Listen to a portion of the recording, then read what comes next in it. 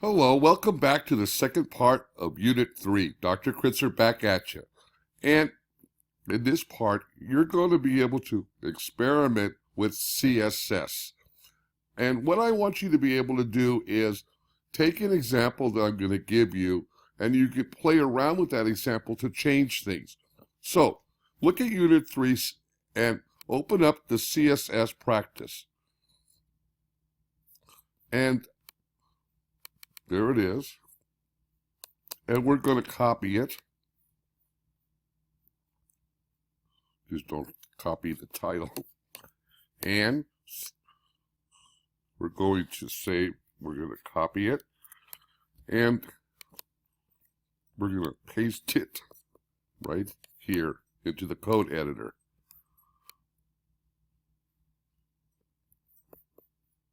Now that it's in the code editor, let's see what it looks like.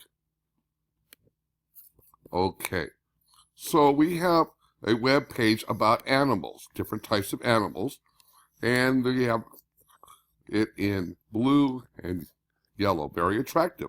But we can make changes to that. Let's take a look up here under Style, and remembering what we were learning about in the first part of this unit, about the things that we can affect style-wise. And I've showed you several of them. And here they are for you to look at and to work with. For example, look at the color yellow.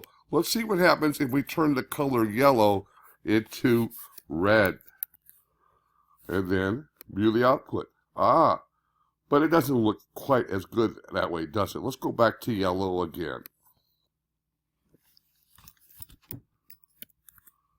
Okay, make sure that our syntax is correct, and there we are. Now we have, look at the background.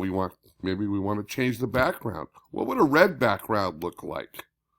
Well, here we go. We could do this right here, and we will see. That's very attractive right there. And similarly, we can work with the borders. We can work with the margin, and we work with the padding. Look at the padding. See, there's a little space between the top and the left right here. That's the padding there that you can work with. Maybe you want more padding on the left. Let's put 50 there. Let's see what happens when you do that. Oh, there's even more padding right there. Well, let's go back to the 20 that we had. Okay, now you got the idea. And it doesn't have to be about animals, and you can add pictures. You could, knowing what you know about HTML, or you can work on the one that you started with HTML and add style to that.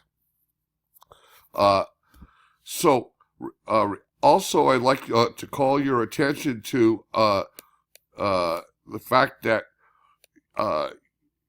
you can change the different kinds of headings that you have here, and the colors of the headings here, right in here within your style as well.